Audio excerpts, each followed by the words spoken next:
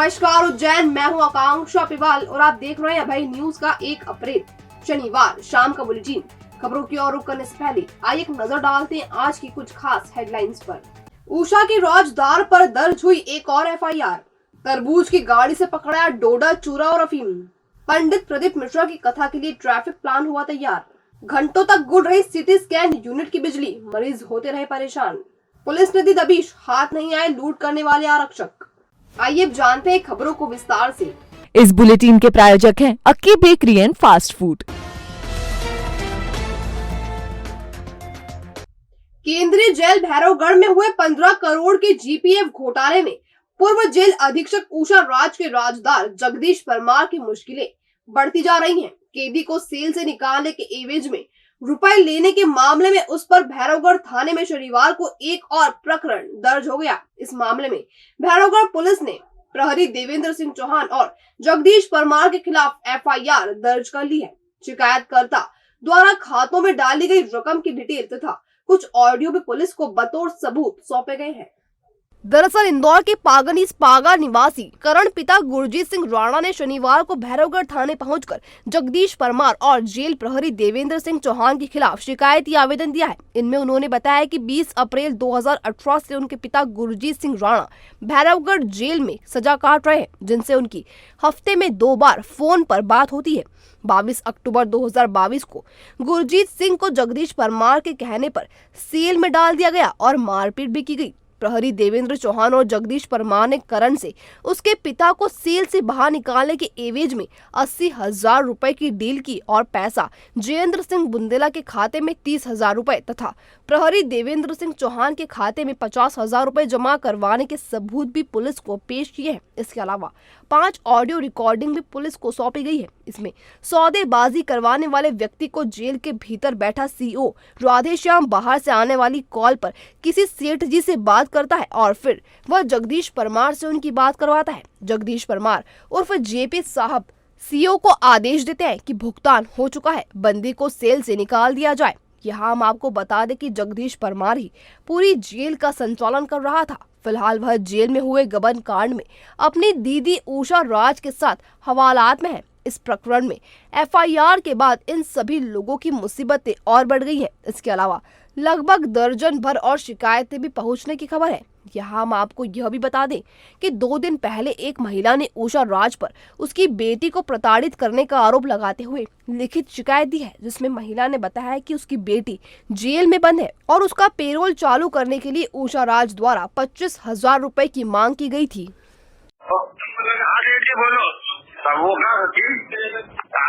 यार 10 मिनट में जल्दी फटाफट पूछा उनसे की ना। हाँ, सेल में जाके वीर जी से बात करिए, क्या क्या क्या काम में क्या हुआ और मेरे को बता रही। साहिब साहब से बोल देना क्या कि ना बोस से बोला है जाने का नहीं। यार बात कर लो ना, बात करो। हाँ जी, ये बात करो जेपी साहब से। कौन राधेश्याम? हाँ यार, जो दे रहे वो तोड़ लो। हाँ, वो 7 मिनट के लिए दे दो। सचिन को देना, मशीन को। हाँ, टिंकू के भैया सर सचिन ना क्या आ जाए तुरंत दे दो, नारायण बात मिलेगा। हाँ, और भैया ना बढ़िया है। ठीक है, आज तो रात से शाम को। हाँ,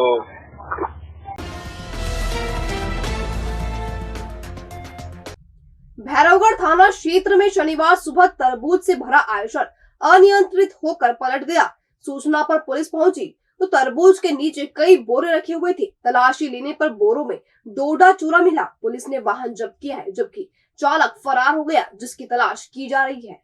दरअसल शनिवार सुबह 7 से 8 बजे के बीच भैरवगढ़ थाना पुलिस को सूचना मिली कि गड़ा गांव के पास तरबूज से भरा आयशर पलट गया है। पुलिस मौके पर पहुंची और दुर्घटनाग्रस्त वाहन क्रमांक MH18BG0102 की तलाशी ली तो तरबूज के नीचे कई बोरे रखे हुए थे। जब इनकी तलाशी ली गई तो इसमें डोडा चूरा भरा हुआ था। पुलिस को मौके से करीब 1 किलो अफीम भी मिली है। वाहन कहां से आया था और कहां जा रहा था, फिलहाल इसकी जानकारी नहीं मिल सकी है। घटना के बाद चालक फरार हो गया।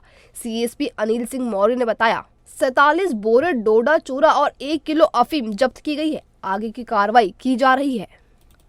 ये थाना भैरवगढ़ के अंतर्गत गुड़ा गांव के पास एक ट्रक पलट गया था। उसकी सूचना पर पुलिस यहाँ आई थी तो देखा कि ट्रक में तरबूज भरे हैं। नीचे करीब 47 बोरे मिले हैं हमको ट्रक में, जिसमें कुछ मादक पदार्थ संभवतः डोडा चूरा है वो मिला है और उसमें हम लोग कार्रवाई कर रहे हैं। अब वो पूरी कार्रवाई चल रही है। उसमें एक और मादक पदार्थ की संभावना है, संभवतः अफीम हो सकता है। वजन कितना है सर? जो एक और वो भी लगभग करीब 1 किलो है और ये करीब 47 बोरियां हैं। अभी ये जानकारी नहीं मिली। ट्रक ड्राइवर जो है ट्रक छोड़ के भाग चुका है और अभी इससे कोई दस्तावेज प्राप्त नहीं हुए जिससे हम बता सकें कि ये कहाँ से आया है। नहीं, ऐसा कुछ नहीं है। आप लोग देख ही रहे हो, आप लोग कर ही रहे हो। कोई नहीं, आपके जो जूनियर कार्यकर्ता हैं जो रखते हैं उनका कर्मचारी संज्ञान में नहीं होगा इसलिए। उज्जैन में 2011 से विश्वास के साथ आपका अपना महाकाल होम फूड रेस्टोरेंट लाया है एक और नई सौगात नानाखेड़ा में।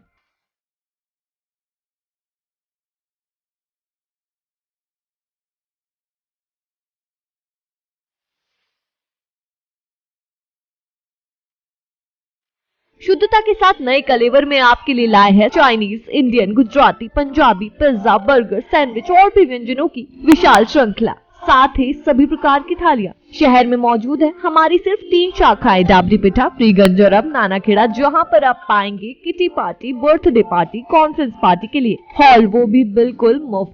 तो एक बार चले आइए महाकाल फूड एंड रेस्टोरेंट। हमारा पता 2/6 Cosmos mall road, Nanakheda, Ujjain. Nanakheda संपर्क 9977900113।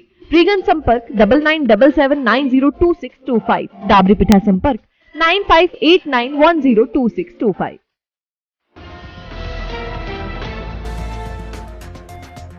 भगवान महाकाल की नगरी में 4 से 10 अप्रैल तक होने जा रही सीहोर वाले पंडित प्रदीप मिश्रा की शिव महापुराण कथा के लिए पुलिस प्रशासन ने ट्रैफिक प्लान तैयार किया है। इसमें पार्किंग रूट, पार्किंग स्थल के अलावा नो व्हीकल जोन की जानकारी दी गई है। यदि आप भी कथा में भाग लेने उज्जैन आ रहे हैं तो इस प्लान को फॉलो करें, जिससे आप परेशानी से बच जाएंगे। एसपी सचिन शर्मा ने बताया कि पंडित प्रदीप मिश्रा की कथा में प्रदेश ही नहीं देश भर से श्रद्धालु पहुंचेंगे। वे श्री महाकालेश्वर मंदिर जाएंगे और फिर कथा सुनने पहुंचेंगे। इससे ही देखते हुए ट्रैफिक प्लान तैयार किया गया है। प्लान के मुताबिक Maksi road, Dewas road, Indore road से आने वाले वाहन आस्था गार्डन तिराहे से डाइवर्ट होकर टोल प्लाजा से पहले एवं मोहनपुरा ब्रिज से उजड़ खेड़ा तिराहे से उजड़ खेड़ा मंदिर की ओर रोड के दाएं और बाएं और पार्क कर सकेंगे। बड़नगर से आने वाले वाहन मोहनपुरा, मुल्लापुरा तिराहे दोनों रोड पर पार्क होंगे। इसके अलावा आगर रोड से आने वाले वाहन आगर नाका, उन्हेल नाका, कुत्ता बावड़ी तिराहे से होकर सदावल मार्ग के पास, नागदा उन्हेल रोड से आने वाले वाहन साडू माता की बावड़ी होकर कुत्ता बावड़ी तिराहे से होकर सदावल मार्ग के आसपास और शहर से आने वाले वाहन रंजीत हनुमान के पास गोंसा रोड के दोनों ओर खड़े कर सकेंगे। भारी वाहन का डायवर्शन सुबह 6 से रात 10 बजे तक रहेगा। इसके तहत इंदौर रोड से बड़नगर एवं नागदा जाने वाली वाहन प्रशांति धाम तिराहे से मारुति शोरूम से सेफी पेट्रोल पंप से धतरावदा होते हुए श्री सिंथेटिक से पानिया खेड़ी मंडी गेट होकर आगर नाका होते हुए उन्हेल नाका साडू माता की बावड़ी होते हुए बड़नगर एवं नागदा के लिए जा सकेंगे। इसी तरह देवास रोड से आने वाले वाहन मारुति शोरूम से सेफी पेट्रोल पंप से धतरावदा होते हुए श्री सिंथेटिक से पांड्या खेड़ी होते हुए मंडी गेट होकर आगर नाका होते हुए उन्हेल नाका साडू माता की बावड़ी होते हुए बड़नगर एवं नागदा के लिए जा सकेंगे। पुलिस ने भूखी माता चौराहे से भूखी माता होकर शंकराचार्य चौराहा, नरसिंहघाट चौराहे से शंकराचार्य चौराहा, छोटी रपट सुनहरी घाट से शंकराचार्य चौराहा, शंकराचार्य चौराहा से मुल्लापुरा तक और सदावल तिराहे से शंकराचार्य चौराहे तक नो व्हीकल जोन बनाया है, जहां सभी प्रकार के वाहन प्रतिबंधित रहेंगे। जिला अस्पताल स्थित थीटा डायग्नोस्टिक यूनिट की बिजली शनिवार को कई घंटों तक गुल रही, जिससे मरीज परेशान होते रहे। अस्पताल परिसर में ट्रांसफार्मर में फॉल्ट होने से यह हालात बने।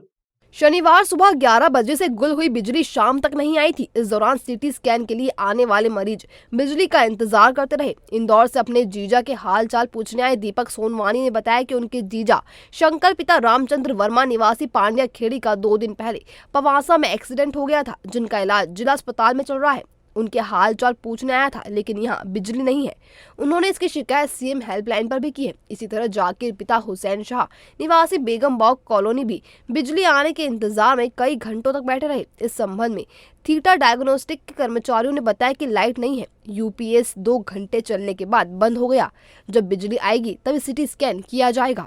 इधर बहरा वार्ड स्थित आधार कार्ड पंजीयन कार्यालय में आधार कार्ड बनवाने आए लोग भी लाइट आने का इंतजार करते रहे। मामला ये सर मैं सुबह 11 बजे से आया हूँ यहाँ पे। सुबह 11 बजे से आया हूँ और मेरे को 3-4 बजने वाली है। अभी तक पेशेंट को ना सीटी स्क्रीन हो और 2 दिन से वो ना उठे, ना ढंग से बोल पा रहे, ना खा पा रहे। 2 दिन से खाना भी नहीं खाया इन्हें। यहाँ समस्या आई है, यहाँ पे किसी को बोलते कि भैया पेशेंट को देख लो, तो कोई देखने नहीं आता ढंग से, और बोलते कि हम इलाज कर रहे हैं हमारे तरीके से। और बोलते हैं मैंने ना किसी कंपाउंडर को बोला कि भैया इनको सीटी स्क्रीन कराने के लिए, तो वो बोलते हैं कि अभी थोड़ी देर में आ रहे, थोड़ी देर बाद। और दिन भर हो गया। फिर मैं खुद गया, लाइट को 6-7 लाइट को बोल रहे हैं कि भैया MPP का फॉल्ट है, हम इसमें कोई इंटरफेयर नहीं कर सकते। अल्टरनेटिव बोलता हमारी समस्या नहीं, ये अस्पताल में जाके बात करो तुम, ऐसा बोल रहे। मेरे पेशेंट का नाम है शंकर वर्मा। पश्चिम बंगाल के 4 यात्रियों के साथ ट्रैकिंग के नाम पर 37,000 रुपए लूटने वाले जीआरपी के तीनों आरक्षक अब तक पुलिस के हाथ नहीं आ सके हैं। शुक्रवार को पुलिस ने उनके ठिकानों पर दबिश दी, लेकिन खाली हाथ लौटी। दरअसल लूट कांड के आरोपी जीआरपी थाने के प्रधान आरक्षक सत्येंद्र जाट, आरक्षक धर्मेंद्र तिगु नायक और शांति लाल के खिलाफ केस दर्ज कर उन्हें सस्पेंड किया जा चुका है। तीनों को उनकी मोबाइल लोकेशन के आधार पर तलाशा जा रहा है। आरोपियों की गिरफ्तारी के लिए लगी टीम को 2 आरोपियों के इंदौर में छिपे होने की आशंका थी, लेकिन जब वहां दबिश दी गई तो वह गिरफ्त में नहीं आए। आपको बताते चले कि पश्चिम बंगाल के उमर खान, अब्दुल वाजिद, शेख अम्मार और गयासुद्दीन अपने मदरसों के लिए चंदा इकट्ठा करने 28 मार्च को इंदौर से उज्जैन पहुंचे थे। यहाँ की विभिन्न मस्जिदों से चंदा इकट्ठा कर बुधवार गुरुवार की दरमियानी रात करीब 12:30 बजे भोपाल जाने के लिए प्लेटफॉर्म नंबर 4 पर पहुंचे। यहाँ जीआरपी थाने के प्रधान आरक्षक सत्येंद्र जाट, आरक्षक धर्मेंद्र तिगु नायक और शांतिलाल ने रोका और तलाशी लेने के बहाने अब्दुल वाजिद के बैग से 33,000 रुपए निकाल लिए थे। साथ ही चारों पर झूठा प्रकरण दर्ज करने के लिए धमकाते हुए 4,000 रुपए की रिश्वत भी मांगी। पुलिस कार्रवाई से डरे चारों लोगों ने उन्हें पैसे दिए और अपनी जान छुड़ाई। घटना के बाद चारों मौलानाओं ने स्थानीय लोगों को जानकारी दी, जिसके बाद मुस्लिम समाज ने जीआरपी थाने का घेराव कर दिया था। और अब खबरें दे दनादन। सोशल साइंस एवं मैनेजमेंट वेलफेयर एसोसिएशन, युवा आर्थिक परिषद, मध्य प्रदेश मैनेजमेंट एसोसिएशन एवं तपन चौरे फाउंडेशन द्वारा 9 अप्रैल को सुबह 11 बजे से महाश्वेता नगर स्थित Madhya Pradesh institute of social science research के कॉन्फ्रेंस हॉल में अंतर्राष्ट्रीय संगोष्ठी का आयोजन किया गया है। इसका विषय बहुविषयक अनुसंधान में आर्थिक विकास, पर्यावरण और स्थिरता है। उज्जैन के राष्ट्रीय सुरक्षा सलाहकार अजीत कुमार डोभाल के शनिवार रात तक उज्जैन पहुंचने की संभावना है। वे रविवार तड़के श्री महाकालेश्वर मंदिर में होने वाली भस्म आरती में शामिल होंगे। डोभाल को Z+ सुरक्षा मिली हुई है। इसके चलते पुलिस प्रशासन ने खास इंतजाम की है। मीडिया को भी उनके कवरेज से दूर रखा गया है। तो ये था अभय न्यूज का आज का बुलेटिन। अगर खबरों को लेकर आपके पास कोई फीडबैक हो या कोई जानकारी हो तो हम तक जरूर पहुँचाएं।